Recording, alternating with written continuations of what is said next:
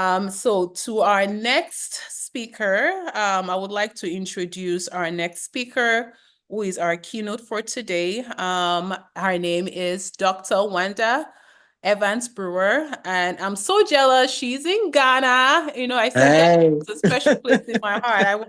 I want to be in Accra right now. Um, Oh. Dr. Wanda is a scholar practitioner, grassroots activist, education specialist, entrepreneur, and philanthropist.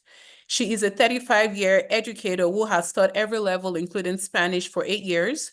She hosts a successful internet radio program called Beyond the Surface Radio, which is an intelligent internet radio laced with street reality and good old-fashioned wisdom as things has progressed. She has Mm. single-handedly planted 10 Wonderland mini libraries at various schools throughout Ghana. She has installed 5 home toilets, distributed 2 mobile aids, and paid for the medical care of severely underdeveloped and malnourished children. Dr. Wanda's service to Africa is long-reaching as she has provided books, technology, and academic supply to 6 nations, including South Africa, Uganda, Tanzania, Ghana, Zambia, and Liberia. Dr. Wanda, we need to go to Nigeria. Nigeria, I know they carry last with Nigeria rich. You absolutely right. Her work is described by many as impactful. She, however, celebrates the power of one. And so it is my great pleasure tonight to welcome Tawanda to our gala and have her share a few words. If I will have everybody give her a round of applause. Dr. Wanda, Thank you. the floor is yours. Okay, thank you. I'm excited to be invited. In fact, it is one of your members, Lisa Allen, who asked me what I consider, being the keynote speaker because she just simply saw me. I've actually never met her in person. We loosely engage on Facebook, so that should tell you the power of what can happen if you use social media as your business card, your online portfolio, your press release. And of course, for functions like this, where you want to bring a whole bunch of people in various spaces together with what you described tonight as a shared mission. So I'm here because I've never serviced you, but we share a similar mindset about humanity. And part of that is no, I'm not a foundation. I simply function as Dr. Wanda, and I'm not an NGO. I'm not a foundation. I'm not an NGO. I'm not even a not for profit. I'm just simply a woman that is willing to respond to things that show up in an environmental scan. So when you come to Africa, and I get people that ask me, how is it living in Ghana and what's going on in Ghana? I say, listen, Ghana is Ghana.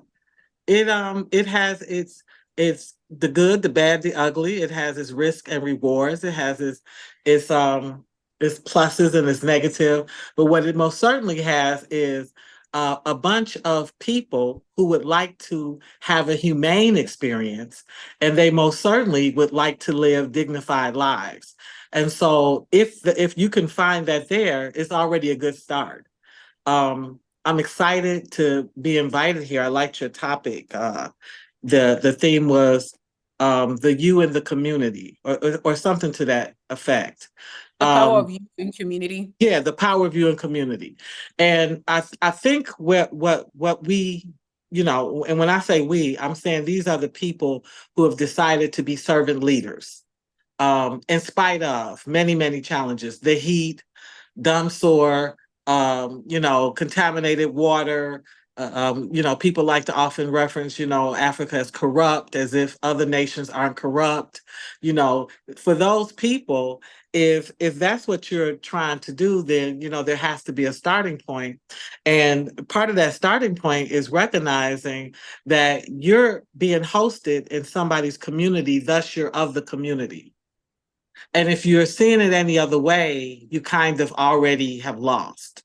So, to put stuff in perspective, yeah, I come from Chicago. We have running water and tap, it's easy to go and to Nicor gas and get your gas cut on. And we have all sorts of programs to support us, social service programs to support us when we're in need. And that's just not happening in Ghana. But the need is still there, and people are still being affected. And so you have to decide, are you protected from it, or are you sort of being an ostrich and putting your head in the sand and pretending like you don't see it? Ghana has 5.5 million people in this country practice open defecation. That's just a fact. That 70% of the country, you can catch them actually still using the bush and building their houses without toilets. And if that number of people are practicing that, and you're visiting the country, you're coming to the country, then what does that say about safety and humanity and um, health and wellness? Because these are all areas that, you know, your foundation and others work in, right? We're trying to make sure that for the most part, yeah, you can have a glass of water and be okay. That you actually can eat from a vendor and not get food poisoning. That you can be in a community and not let this, you know, because your biggest organ is your skin, not let the skin take in something that you're dissatisfied with. Well, you know, that's a problem in Ghana. And it's not a problem because the people don't care. It's a problem because sometimes tradition, you know, the habit of always doing something a certain way, which brings in education, is not there. Access, not understanding that there's different methodologies, or having, you know, a way to connect with someone that would actually help you. And sometimes it's just the bottom line is the CD is just weak. You just ain't got the money. It's just not happening. And so when I think about the you in the community, you have to decide, who are you in the community and why exactly are you in the community? So I'm a grassroots activist. You know, and it's called Wanda Lands, because wherever Wanda lands, blessings are bountiful. They're coming.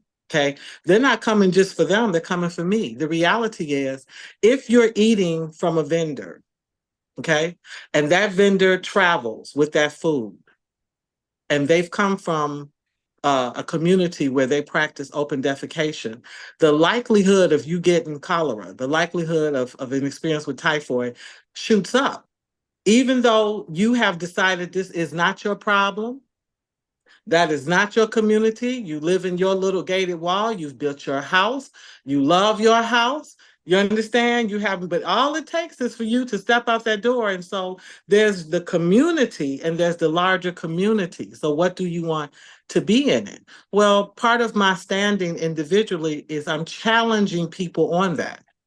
Don't make it a need for a collective. You don't need a group to look outside your door and see that the lady next door lives in a kiosk. You know, if she's in a kiosk, she probably don't have a toilet. And so what does that mean overall? Well, you know, it's a lot of market women and a lot of black bags. And those little black bags, they're relieving themselves in those black bags and tossing them. Okay. And so when the rainy season comes, what happens to those black bags? Well, they get wet, they loosen, and they go towards a water source. And it might be your water source. And eventually it will be your water source. So some of what I try to do is get diasporans to, like, yes, don't, you know, Ghana is not a small village in Sweden. It's not Puerto Vallarta. It's not Accra. It's not a cry, okay? It actually is 16 regions with a lot of people that are sometimes too vulnerable to even get something done, and too disorganized and too pressed upon. So if you're going to be in that community, be in the community, understanding that people, for the most part, like dignity. They like to have their humanity raised. You should be a part of raising that humanity.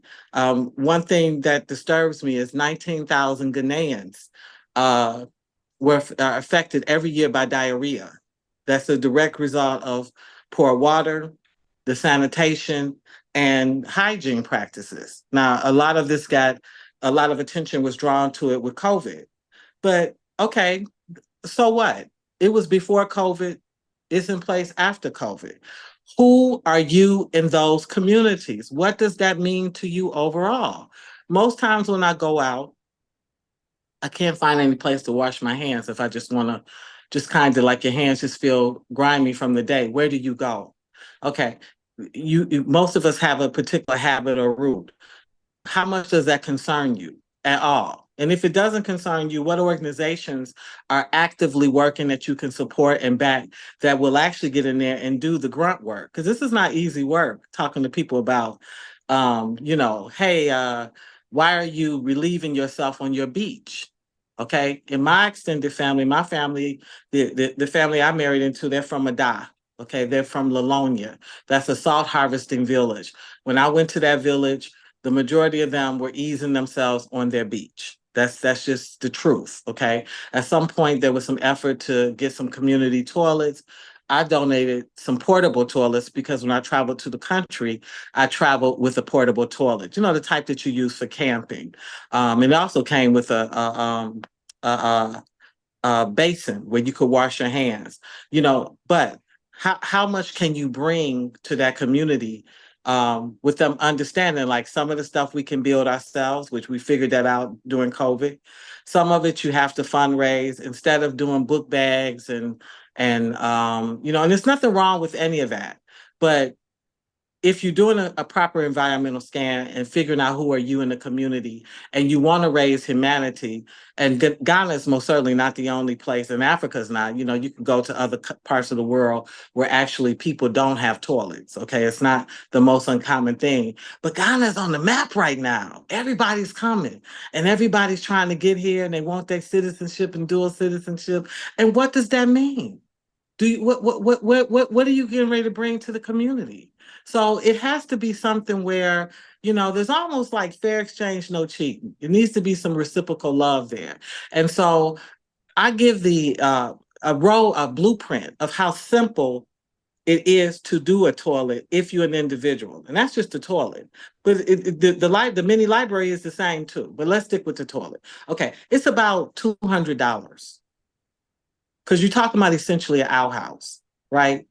That's not that much. We're spending that on lipstick and lace front wigs and new. I mean, I'm just being honest. We spend it. We got the money. And if you're coming and you want to be impactful, is a way to do it and not make it seem like it's huge. Because you're talking about using the biodigester. So we're not talking about extensive plumbing where you have to, you don't have to call in a Polish group to build a whole plumbing system. You're talking about just simply having the basic biodigester. And these are things that Ghanaians build all the time. And all of the stuff they know how to do, much like adding a borehole. What is that, about 2,000, maybe 2,500 if you have to have a reverse osmosis. So some of it is having a real conversation. We always feel like we need to educate the locals, but I think we actually need to educate the folks that got some deep pockets, that got some extra change, that got some play money. You understand that they also need to understand that it would be a beautiful thing for you to actually be a real player and have a real voice, take a real position in the community, whether you are with a foundation, whether you're an NGO, whether you're not for profit, whether you're with a mega church, a corporation, it doesn't matter. You're being hosted in someone's nation and you're eating, sleeping, breathing, living there. What is that going to mean overall? I'm adamant about the books, the libraries, because part of what's happening is there's a lot of unschooled, there's a lot of people who are basically multilingual. Doesn't mean that you're literate, that everything that you don't understand or comprehend everything. We assume a lot. And so the library makes a difference, because I don't do Bibles. I do stuff where if you have a particular skill set of strength, you can not only be a worker, but you can have a great mind. You can actually begin to build and imagine things larger than kind of what reading, writing, and arithmetic offers you. Those books are being thrown in the garbage in the U.S. Across our country, they are banning books, particularly Black books. They're putting them right in the dumpster. When a new administrator goes into a school, you can rest assured that new administrator throws everything in the garbage, tons of stuff. And I am a huge dumpster diver. And where I can't dive, I send folks to dive. Libraries in America are purging. So the truth is, you can contact any library and ask them, can I have your purge books? And they will give them to you for free. These are facts I'm telling you. So we can get stronger libraries, greater literacy for free. The only thing it's going to cost you is shipping it. I donate those libraries 100 books, Afrocentric, meaning they're either written by a Black person, have Black images, Black topics, Black themes. You understand? And then after that, everything else may be phonics, rhyming, consonants, these type of things that help you learn how to speak English, primarily because it's right now it's the language of commerce. But I push dual language. I encourage them, whatever you're teaching them in English, and I do give them learning materials in that area. I give them the other, so that they can have both. Okay, because the mother tongue is a master tongue. The English is actually not better than your mother tongue. But if you're trying to do business, that is the major reason that you need it. So some of it is, how are we educating the people who are actually doing the impact work as well? What do they want to tell the people about the gift? Do they feel sorry for them? Or is this a contribution to the community because you are one in the community, not an outsider doing them a favor and then going back to your ivory tower, but rather understanding, you know what? I am 2 check cycles short of experiencing the same thing. I'm not better than you, and I can be affected just as easily as you by malaria, by cholera, by typhoid. What are we dealing with now? Dengue. That's an issue. Okay, same thing, that mosquito, flying and bringing some kind of filth. And it is for us, those who are well traveled, educated, who can move about in different communities. Is particularly, I speak none of the languages, but I always move with a translator, sometimes two. And this is how I'm able to serve. It's 16 regions. I've served in 8.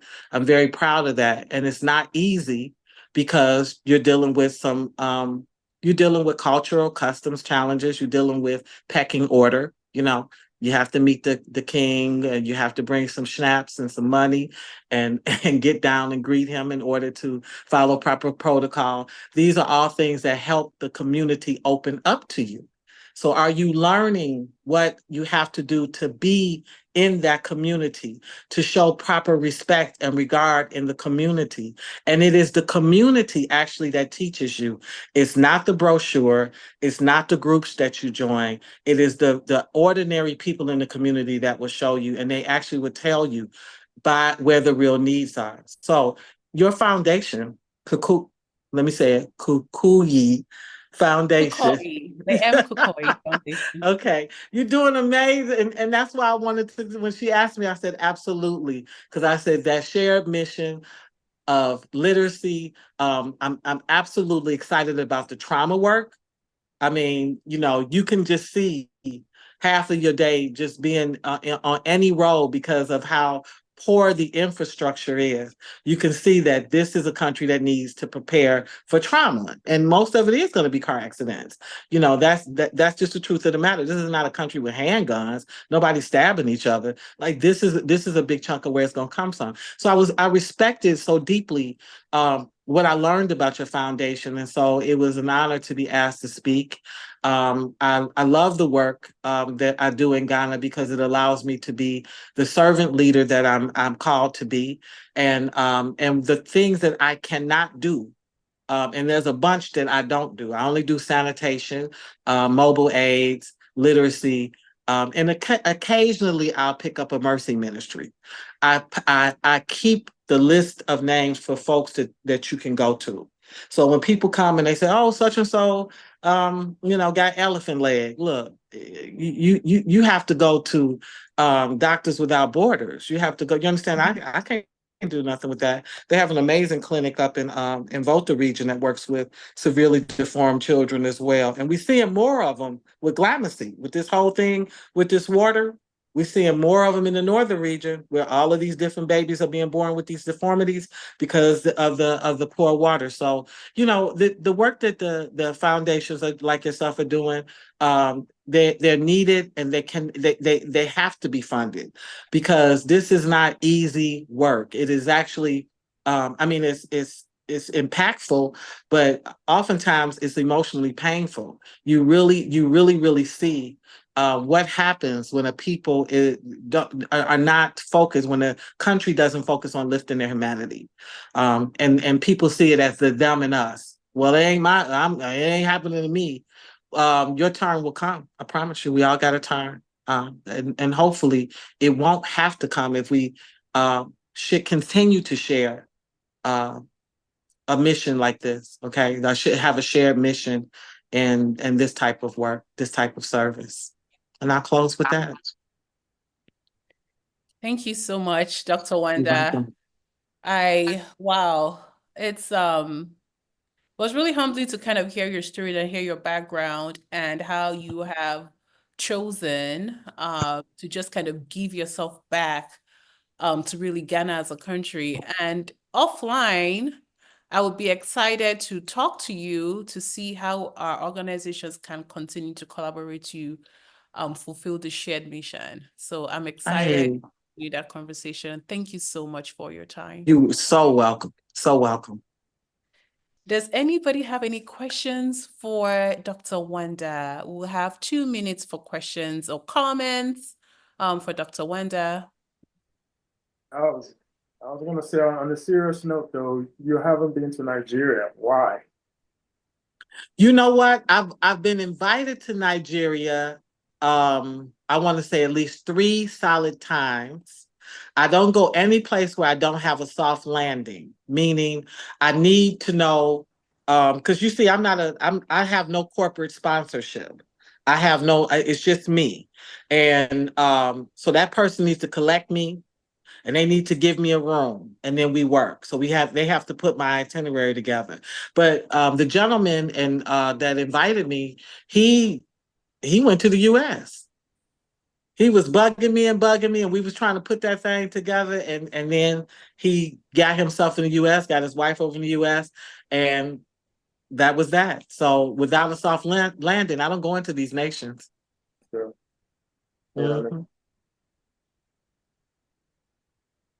Anybody else have any comments for Dr. Wanda before we move on to the next person on the list? Dr. Wanda, thank you so much for your You're time. welcome. You're thank welcome. Appreciate it. We will definitely connect offline. Beautiful.